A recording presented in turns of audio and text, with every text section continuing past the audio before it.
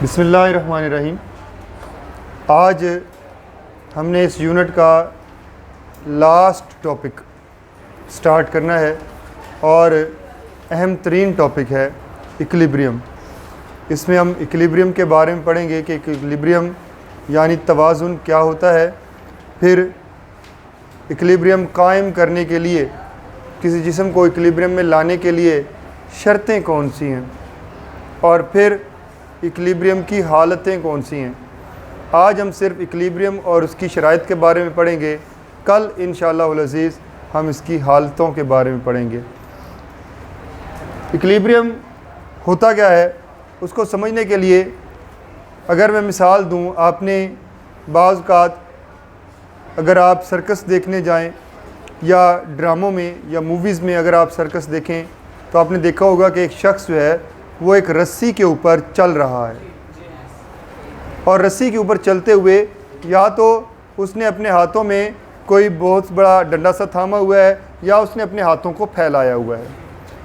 आप नहीं देखेंगे कि उस शख्स ने अपने हाथों को बांधा हुआ हो, उसने अपने हाथों को फैलाया हुआ होगा और वो जब रस्सी पर चल रहा होगा, चलते हुए अगर उसे वो दाएं तरफ को गिरने लगे तो वो अब बाएं तरफ से उसे बैलेंस करने के लिए इस हाथ को नीचे करेगा।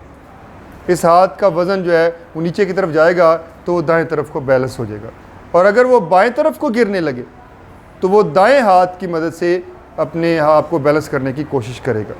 वो कर क्या रहा होता है, वो दरअसल अपने दाएं और बाएं के हाथों की मदद से वो अपने आप को बैलेंस कर रहा होता है।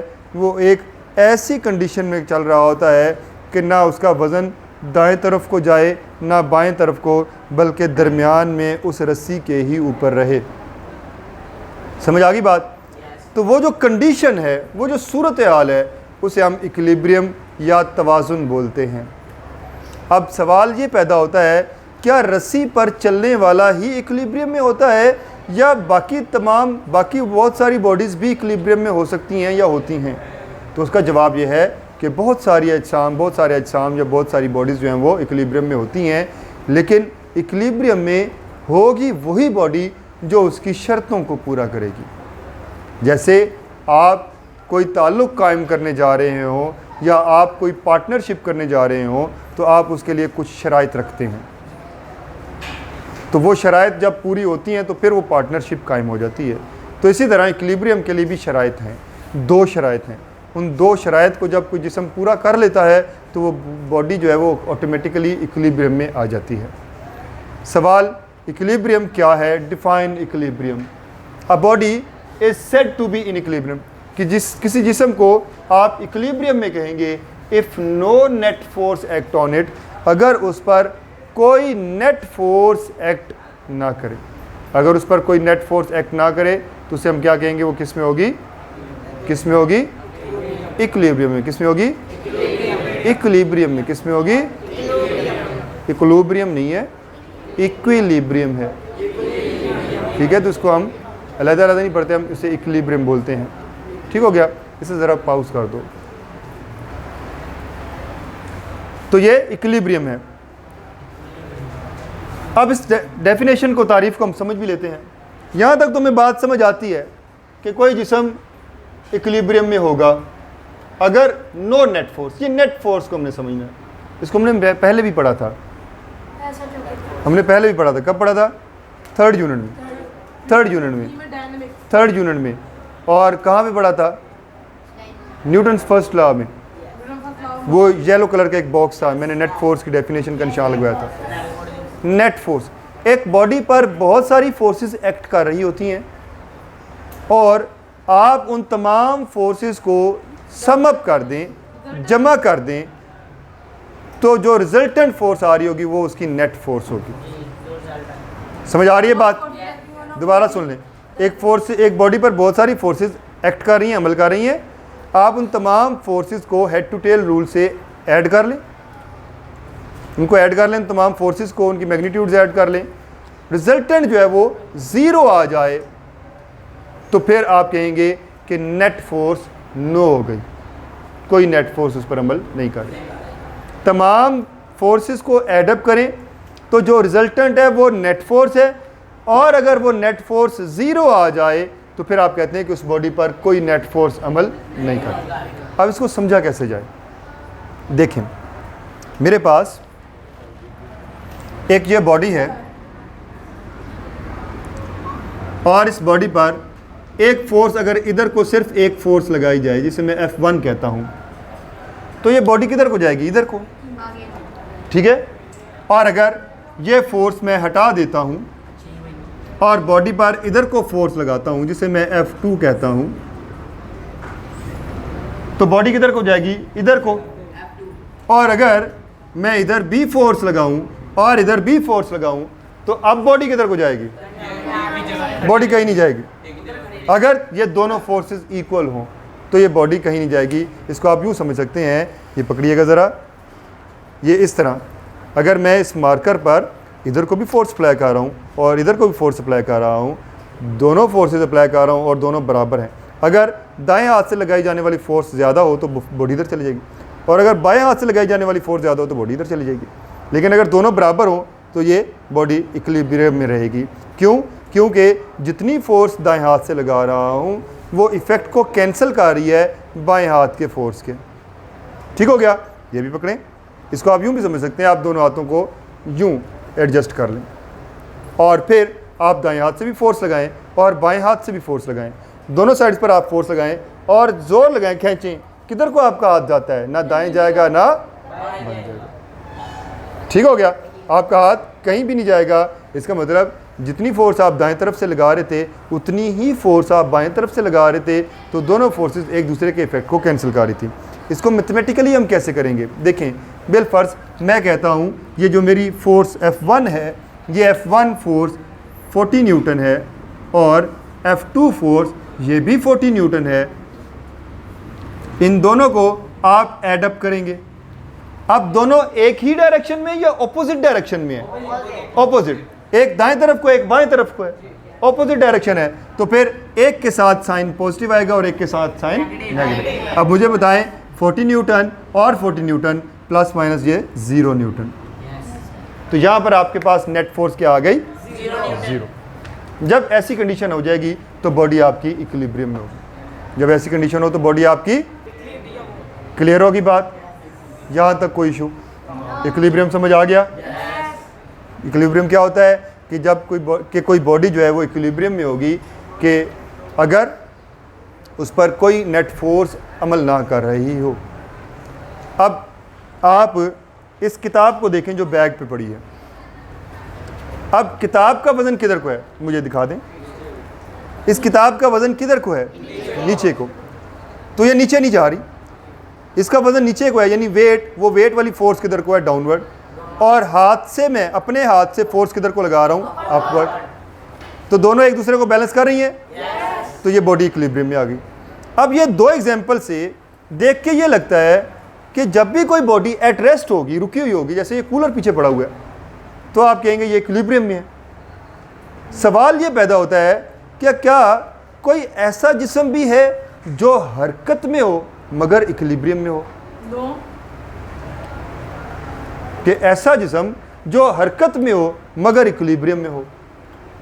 और ऐसा भी हो सकता है कि एक जिस्म जो हरकत में ना हो लेकिन इक्विलिब्रियम में भी ना हो।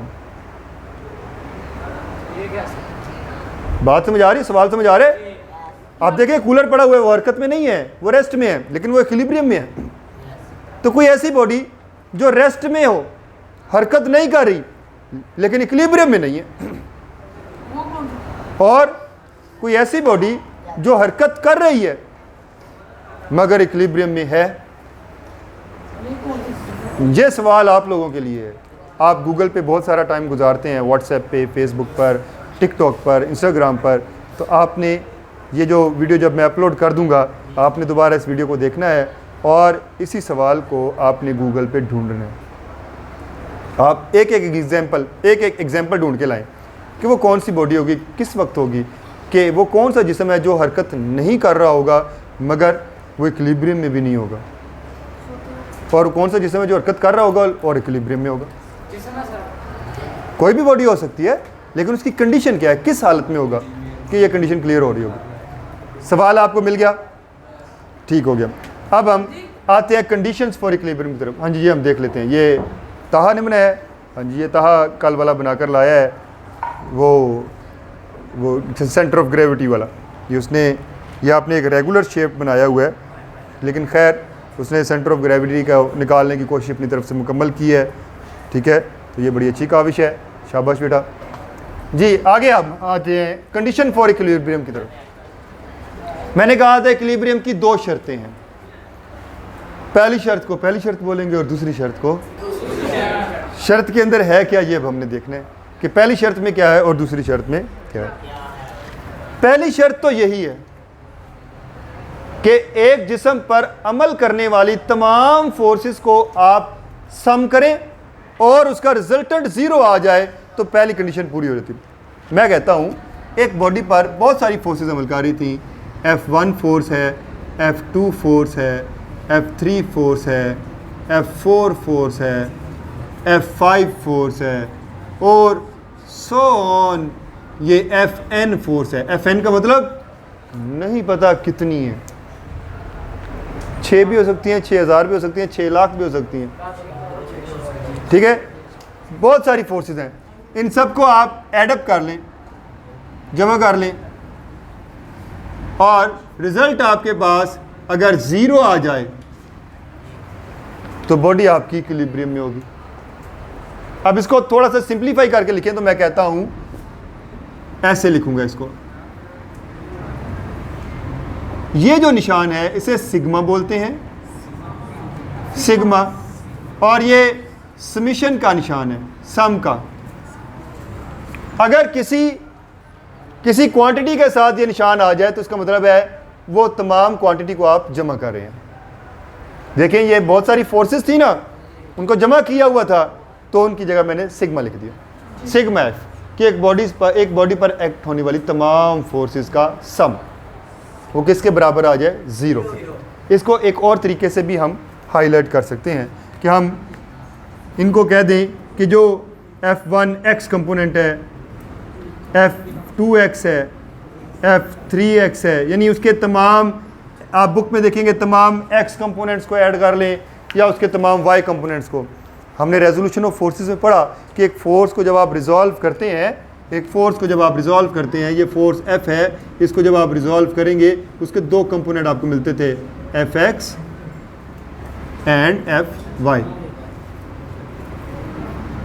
ठीक है, ये दो कंपोनेंट इसके आपको मिल रहे थे। तो हम तमाम फोर्सेस को भी इस तरह से ऐड करके उसका समीशन ले सकते हैं, या उसके x कंपोनेंट को ऐड करके समीशन ले लें और y कंपोनेंट को ऐड करके समीशन ले लें। अलगर्ज बात यह है पहली शर्त की कि एक जिस्म पर अमल करने वाली तमाम फोर्सेस को आप जमा करें, उसका रिज़ल्ट ज़ीरो आ जाए तो पहली शर्त मुकम्मल हो जाएगी। अब हम आते हैं इसकी दूसरी शर्त की तरफ। बाज़ औक़ात एक जिस्म पहली शर्त को मुकम्मल कर रहा होता है लेकिन फिर भी इक्विलिब्रियम में नहीं होता। ऐसा कैसे होगा या ऐसा कब होता है? यही बॉडी है। मुझे डस्टर देंगे आप लोग? दिखाएं, फट गया। यही बॉडी है, ये पकड़ लें। अब इस बॉडी पर फोर्सेस में यूं लगाने की बजाय एक फोर्स ऐसे लगा देता हूं और एक फोर्स ऐसे लगा देता हूं। ठीक है, ये F1 है, ये हमारे पास उसी तरह 40 न्यूटन, और ये F2 है, ये भी 40 न्यूटन। तो 40 न्यूटन प्लस 40 न्यूटन दोनों ऑपोजिट है, एक नीचे की तरफ और एक ऊपर की तरफ। ऑपोजिट है ना, तो एक के साथ माइनस का साइन आ जाएगा और ये हमारे पास फिर क्या आ जाएगा, 0 न्यूटन। इस कंडीशन में भी पहली शर्त पूरी हो गई कि इस बॉडी पर दो फोर्सेस अमल कर रही थी, दोनों का सम किया, जवाब क्या मिला, रिजल्ट क्या मिला, लेकिन ये बॉडी इक्विलिब्रियम में नहीं है। क्यों? क्योंकि ये अब बॉडी जो है ये इस तरह से घूम जाएगी, ऐसे घूम जाएगी। ये साइड इधर से फोर्स लग रही है तो ये नीचे, इधर से फोर्स लग रही है ऊपर तो ये घूम जाएगी। ठीक है, तो दूसरी शर्त, इसके बारे में बाज़ का सवाल आता है कि एक बॉडी पहली शर्त इक्विलिब्रियम की मुकम्मल कर रही हो तो उसके बावजूद दूसरी शर्त की ज़रूरत क्यों पड़ती है? सर अगर ये ऐसे घूमेगी तो इस इक्विलिब्रियम में है क्या नहीं है ना। दूसरी शर्त की ज़रूरत पड़ गई। दूसरी शर्त की ज़रूरत क्यों पड़ी है? तो उसका जवाब यह है कि जब बॉडी पहली कंडीशन को मुकम्मल कर रही हो मगर वो बॉडी रोटेट कर जाए, घूम जाए, या मैं कहूँ उस बॉडी में टॉर्क प्रोड्यूस हो जाए, फोर्स लगी तो घूम गई ना, तो क्या पैदा हो गया उसमें? टॉर्क पैदा हो जाए। तो जब बॉडी में टॉर्क प्रोड्यूस हो जाए तो वो इक्विलिब्रियम में नहीं होगी। तो फिर दूसरी शर्त ये कहती है कि जो टॉर्क है ना किसी बॉडी में पैदा होने वाला वो भी ज़ीरो होना चाहिए, सिग्मा टॉर्क। ये दूसरी शर्त है कि उस बॉडी में पैदा होने वाला टॉर्क जो है वो भी क्या होना चाहिए? ज़ीरो। दो शर्तें हैं इक्विलिब्रियम की। नंबर एक बॉडी पर जितनी फोर्सेस एक्ट कर रही हैं, अमल कर रही हैं, उन तमाम फोर्सेस का सम ज़ीरो हो, और दूसरा वो बॉडी घूमे ना, वो बॉडी रोटेट ना करे, उस बॉडी का टॉर्क जो है वो भी क्या हो? ज़ीरो। जब ये दो शर्तें पूरी हो जाती हैं तो बॉडी इक्विलिब्रियम में आ जाती है। ठीक हो गया। आज के लिए हमारा काम इतना ही है। कल इंशाल्लाह हम इसकी हालतों के बारे में पढ़ेंगे, स्टेट्स ऑफ इक्विलिब्रियम के बारे में।